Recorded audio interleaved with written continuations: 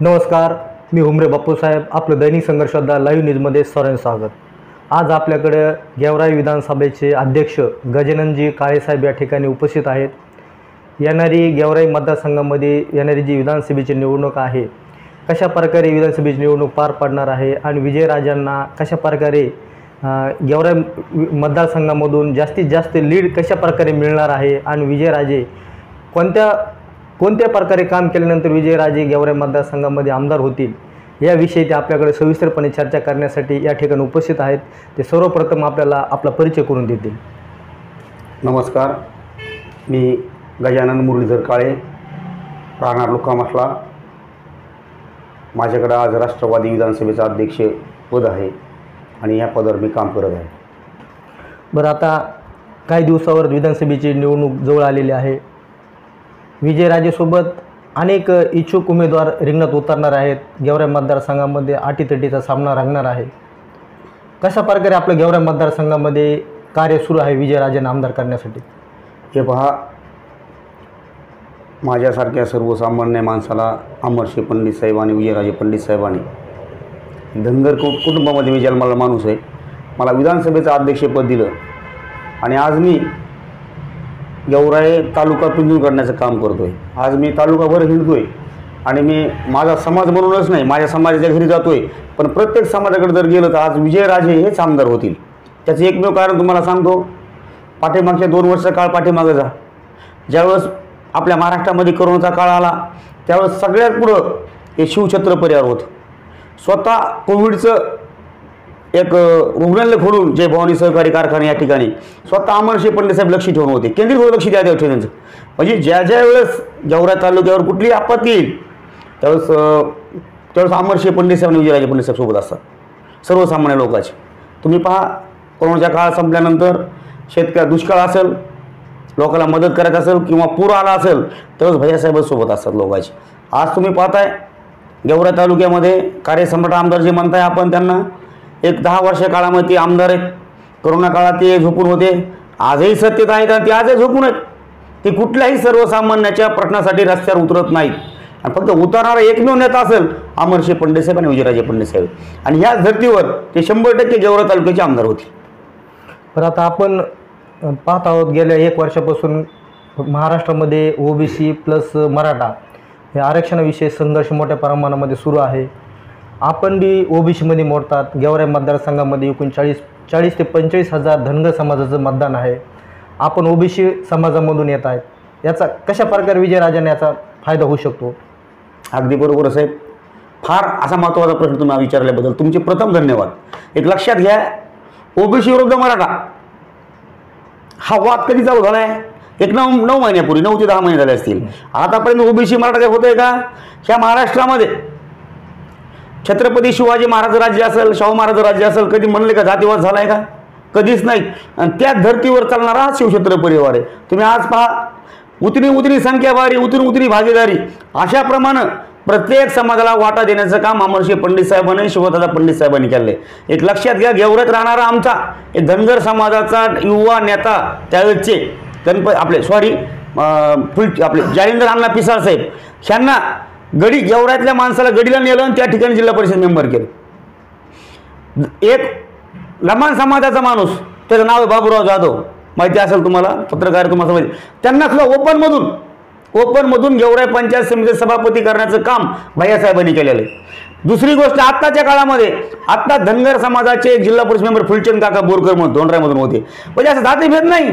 OBC समाज, मराठा समाज काहीच नाही. कुणीही उभा राहू द्या, जरांगे पाटलांनी कुठलाही उमेदवार द्या गेवराईचा, कुणीही पैसेवाला द्या, भिकारी द्या, मोठा माणूस द्या किंवा ओबीसीनी कुणी द्या, पण याचा काही परिणाम होणार नाही. ओबीसी विरुद्ध मराठा वाद होणार नाही. वाद नाही, हा चाललेला फक्त राजकारणाचा खेळ आहे. येणाऱ्या काळामध्ये सर्व समभाव 18 पगड जातीचे लोक अमरशे पंडित साहेब, विजयशे पंडित साहेब यांच्या नेतृत्वाखाली काम करतील आणि विजयराजाला मतदान करून मोठ्या मताने विजय करतील. बरं, गेवराई मतदारसंघामध्ये जर ओबीसीचे बी जर उमेदवार रिंगणात उतरले तर कशा प्रकारे लढत होईल? आता साहेब सांगा, त्यांचं कार्य काय? ओबीसीच्या एखादा कुठलाही माणूस उभा राहू द्या, कोणाचंही नाव घ्या, त्यांचं कार्य दाखवा, त्यांचं काम दाखवा, त्यांचा विकास दाखवा, कुठं सर्वसामान्याच्या मतीला गेला का माणूस दाखवा. आज तुम्ही पहा गेवराई तालुक्यामध्ये एकच नाव निघेल तुम्हाला कुठेही सर्वसामान्याच्या अडचणीला मदत करणारं फक्त नाव निघेल अमरसिंह पंडित साहेब, विजयसिंह पंडित साहेब. कुठं ओबीसी मराठा आहे? ओबीसी माणसाने काय कार्य ओबीसी माणसाचं? कुठं गेवराई तालुक्यामध्ये एखादा ठोस निर्णय घेतलाय, मोठा काही आणलाय? जातीवादावर राजकारण होत नाही. आणि ज्यावेळेस जाती वादावर जर राजकारण झाले ओबीसी मराठा त्यावेळेस या महाराष्ट्राचा वाळवंट होऊन जाईल. त्यामुळे जातीवादाला लोक मानतच नाही साहेब. एक लक्षात घ्या, आज एखाद्या व्यक्तीला दवाखान्यात जायची मदत लागत असेल तर लोक अमरसिंह पंडित साहेबकडे जातात. आम्हाला माहिती आहे सगळ्या गोष्टी. एखाद्या माणसाला नोकरी लागायची असेल किंवा कामधंदा पाहिजे असेल तर आम्ही भैयासाहेबाला म्हणतो ते जातीवाद करीत नाहीत ना. तू ओबीसीचा आहे गजानन काळे, हा ह्या जातीचा आहे, तू तमुक, असं काहीच नाही. हे सगळ्याला 18 पगड जातीला घेऊन चालणारं नेतृत्व आहे शिवछत्र परिवार. हे मग जातीवादाला काही होणार नाही. कितीही वाद करू द्या, कुणी काही म्हणू द्या, ओबीसी मराठा वाद होणार नाही. जरांगे पाटलाच्या उमेदवारांना मतदान पडणार नाही आणि ओबीसी माणसाला मतदान पडणार आहे. फक्त मतदान चालेल ते आमचे विजयसिंह पंडित साहेबालाच. आता आपण पाहत आहोत बीड जिल्ह्यामध्ये सर्वात जास्त प्रवेश गेवराई मतदारसंघामध्ये आपल्या साहेबांच्या नेतृत्वाखाली होत आहे आणि फक्त विजयराजेंना आमदार करण्यासाठी प्रवेश होत आहे. याविषयी काय सांगाल? हेच आहे मग कारण. तुम्ही जर पाहिलं असेल, तुम्ही पाहत बी असाल, गेवराई तालुक्यामध्ये प्रवेश होण्याचं एकमेव कारण आहे ना, तुम्ही विकास, लोकांची कामं, लोकांची समस्या, लोकांच्या अडचणी सोडण्यात धमक कोणाला असते? त्याच असत्तेमध्ये नाहीत भैयासाहेब. भैयासाहेब कुठल्याही सत्तेत नाहीत, आमदार नाहीत, खासदार नाहीत, मंत्री नाहीत, मिनिस्टर नाहीत, तरी पण प्रवेश का होतात? त्याचं एकमेव कारण आहे सर्वसामान्य माणसाच्या मदतीला धावून जाणे. म्हणून आज गेवराई तालुक्यामध्ये ज्या अल्पसंख्याकच नाही, ओबीसी तुम्ही म्हणताय मराठाच नाही, ओबीसी लोक सुद्धा 18 पगड जातीचे लोक सुद्धा भैयासाहेबांकडे प्रवेश करतात. त्याचं एकमेव कारण असे की त्यांना माहिती आपला आधार नाही. आज आपण कोणाच्या पाठीमागून पळत गेलो, उद्या एकाच्या भावनेच्या भरामध्ये कोणाच्या मागं लागलो तर उद्या आपलं वाली कोण आहे? साहेब, सर्वसामान्य माणसाची जर आज अडचण पाहिली तुम्ही तर सर्वसामान्य माणसं अडचणी काय असतात? दवाखान्याचं काम असते, पोल्युशन असतोय, सरकार दवाखाना असतोय, असे कामं करण्याची धमक 24 घंटे फक्त भैयासाहेबांनी फक्त फोन घेऊन तर लोकांची समस्या सोडण्याचं काम फक्त भैयासाहेबांनी विजयाचे करतात. म्हणून आज जे प्रवेशाचा लोंढा जे वाहतोय, जे आज जे प्रवेश होतं ते एकमेव कारण तीच असेल. बरं, दुसरा प्रश्न असा आहे, आता काही दिवसापूर्वी अजितदादा पवार यांनी बीड जिल्ह्यामध्ये बीड असेल, माजलगाव असेल, परळी असेल, आष्टे असेल या ठिकाणी जाहीर सभा घेतलेल्या आहे. मात्र गेवराई मतदारसंघामध्ये जाहीर सभा घेतलेली नाही. मग आता चर्चा अशी आहे मतदारसंघामध्ये की येणारी जी विधानसभेची जी निवडणूक आहे, मग विजयराजे पंडित कोणत्या म्हणजे अजितदादाकडून निवडणूक लढणार का अपक्ष लढणार? आता हा विषय वरच्या लेवलचा साहेब, मी एक छोटा तालुका लेवलचा कार्यकर्ता, हा निर्णय साहेब घेतील. पण विजयराजे 100% गेवराई विधानसभा निवडणूक लढणार म्हणजे लढणारच. त्याच्यामुळं कुठून लढणार आणि कसे लढणार हे माझ्यासारख्याने बोलणं म्हणजे वावगे ठरणार नाही. हेच तुम्ही साहेबाला विचारू शकता, राजाला विचारू शकता. त्यामुळे लढणार पण 100% आम्हाला माहिती. आणि आज आम्ही कामाला लागलेलो आहे. आज आम्ही गेवराई मतदारसंघामध्ये प्रत्येक घराघरात जाऊन विजयसिंह पंडित साहेबाला मतदान करण्यासाठी आज आम्ही लोकांना आवाहन करणार आहेत. आणि आज आम्ही फिरतोय. बरं, आपण धनगर समाजाचे आता नेते म्हणून आपल्याला ओळखलं जाते गेवराई मतदारसंघामध्ये. 40-45 हजार मतदान आहे अशी चर्चा आहे गेवराई मतदारसंघामध्ये. विजयराजाच्या बाजूने किती मतदान होऊ शकते धनगर समाजाचं? साहेब, मी धनगर समाजामधूनच म्हणण्यापेक्षा मी चळवळीमध्ये 30 वर्ष झालं माझं काम आहे. माझं वय 43 वर्ष. आज 43 वर्षामध्ये 20 वर्षाचा असताना मी राजकारणात आलेलो, म्हणजे सामाजिक चळवळीमध्ये आलो. नंतर मी राष्ट्रपत काम केलं आणि राष्ट्रपत काम करता करता माझी आणि अमरसिंह पंडित साहेबांची ओळख झाली, म्हणून मी त्यांच्यासोबत गेलो. मला सांगायचं आतापर्यंत आमचा धनगर समाज हा काहीतरी कोणतरी भाईकायचं. आम्ही 2014ला मी लक्ष्मण पवारसोबत होतो. छाती ठोकपणे सांगतो, मला विजयसिंह पंडित साहेबाला आम्ही 10% सुद्धा मतदान होऊन दिलं नव्हतं. माधवमुला सभा मी घेतली होती. त्या सभेला अक्षरशः तुमच्याकडे फोटो असतील लाईव्ह कुठंतरी पहा, माझ्याकडे आहे, तुम्हाला दाखवतो मी. गेवराई तालुक्यातले 20 ते 25 हजार धनगर समाज त्या सभेला उपस्थित होता. म्हणजे एवढा धनगर समाज एकनिष्ठ आहे, जे बोलतो तेच करणार आहे. आज ही परिस्थिती राहिलेली नाही. आज आमच्या धनगर समाजाच्या लक्षात आले. तुम्ही पहा, ह्याच्या अगोदर सुद्धा आमच्या धनगर समाजाला 70 वर्षापासून फसवत आणलेलं आहे. तुम्हाला आम्ही आरक्षण देणार आहे, तुम्हाला आम्ही हे करणार आहे. नंतर 2014ला देवेंद्र फडणवीस साहेबांनी सुद्धा सांगितलं आम्हाला तुम्हाला हे करणार. अजून की आमच्या धनगर समाज काही झालेला नाही. आता एक आमच्या लक्षात आलंय, जो माणूस आमच्या कोणतरी कामं करेल, आम्ही आज धनगर समाजाच्या गावात येतो. आता आमचे कामं करणार आम्हाला वाटत नाही आमच्या तालुक्यामध्ये कोणी म्हणून. फक्त लक्ष्मण पवारला आम्ही वन साईड आम्ही मतदान केलं. एकही विधान परिषद विधान भवनामध्ये त्यांच्या अधिवेशनामध्ये एकही त्यांनी असा प्रशब्द कधी काढलेला नाही की धनगर समाजाला आरक्षण द्यावं, धनगर समाज आरक्षण अनुसूचित समाज प्रवेश करा. आता पहिला आमदार असा म्हणजे आमच्या धनगर समाजावर, आमच्या धनगर समाजाच्या मतावर निवडून आलेत. एकही तिने आता प्रश्न उपस्थित केलेला नाही. आणि आम्ही विजयराजेला ह्या विषयावर बोललेलो. राजे जर तुम्ही आमदार झाले तर फक्त आमच्या धनगर समाज आरक्षणासाठी तुम्ही पुढची भूमिका काय घेणार. राजे म्हणले सगळ्यात अगोदर महाराष्ट्रामध्ये पहिला आमदार मी असणार आहे की धनगर समाजाला ही अनुसूचित जमातीमध्ये त्यांचा समावेश झाला पाहिजे. म्हणून आज आमच्या गेवराई तालुक्यामध्ये प्रत्येक धनगर समाज, त्या खोटं बोलणार नाही तुम्हाला, पण आमचं 40-45 मतदान आहे, पण त्यातलं 70% मतदान हा विजय फडणवीस साहेब झाला पाहिजे. हे आज आमचा लोकांचा आत्मविश्वास आहे. बरं, आपण पाहत आहोत शिवछत्र परिवार गेल्या अनेक वर्षापासून गेवराई मतदारसंघामध्ये सर्वसामान्य असतील, प्रत्येक माणसाच्या सुखदुःखामध्ये रणवीर काका पंडित असतील, पृथ्वीराज पंडित असतील, विजयराजे पंडित असतील, भैयासाहेब असतील, आदरणीय दादा देखील लोकांच्या सुखदुःखामध्ये सामील होत आहे. याचा काही येणाऱ्या विधानसभेमध्ये विजयराजांसाठी काही फायदा होऊ शकतो? हो सर, अगदी बरोबर आहे ना. तुम्ही सांगा, सर्वसामान्य माणसाला लागतं काय हो? सर्वसामान्य माणूस हा कोणाला भीक मागणारा माणूस नाही, पण तुमच्या सुखात दुःखात सामील झालं पाहिजे. आज तुम्ही पहा, गेवराई तालुक्यामध्ये एखाद्या घरी एखादा अपघात झाला किंवा एखादी व्यक्ती ह्या जग सोडून गेली, त्यावेळेस पहिलं त्यांना भेट देण्याचं, सांत्वन करण्याचं काम हे शिवछत्र परिवार करते. आर्थिक मदत असेल, काही एखादा लयच समजा गरीब माणूस आहे त्याच्याने काय होणार, आर्थिक मदत सुद्धा शिवछत्र परिवार करते. कोण दुखत असेल, त्याला दवाखान्यात न्यायला पैसे नसतील किंवा दवाखान्यात त्याला खर्चाला प्रॉब्लेम असेल, त्याला सुद्धा पैसे देण्याचं काम हे शिवछत्र परिवार करते. आज पहा, तालुक्यात जा, सर्वे करा साहेब, माझी विनंती तुम्हाला, तालुक्यात जा, खेड्यात जाऊन विचारा हा प्रश्न.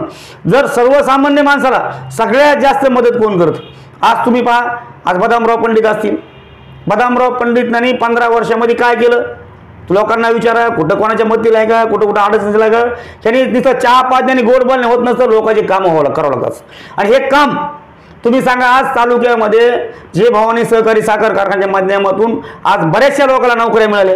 आज त्यांची उपजीविका भागती, जे आपल्या त्यांच्या शिक्षण संस्थेच्या माध्यमातून शिवशारदा मल्टीशेट असतील, भवानी अर्बन बँका असतील, अशा प्रत्येक ठिकाणी आज सर्वसामान्याच्या लोकांना आज म्हणजे काम लागलं.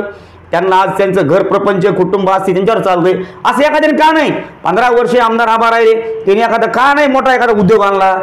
10 वर्षामध्ये आपल्या लक्ष्मण पवारांनी त्यांचं सरकार होतं, देशामध्ये होतं, महाराष्ट्रात होतं, त्यांनी MIDCचा गाजावाजा गेला. का MIDC नाही आली साहेब? हे कोणाचे कामं नाही, व्हिजन लागतं. असं व्हिजन फक्त आमच्या अमरसिंह पंडित साहेबांकडे, विजयराजे पंडित साहेबांकडे. येणाऱ्या काळामध्ये जर गेवराई मतदारसंघामध्ये राजे 100% आमदार होणारच आहेत आणि होणार म्हणजे होणारच आहेत, पण परत त्यानंतर सुद्धा MIDC सुद्धा आणण्याचं काम राजे करणार आहेत.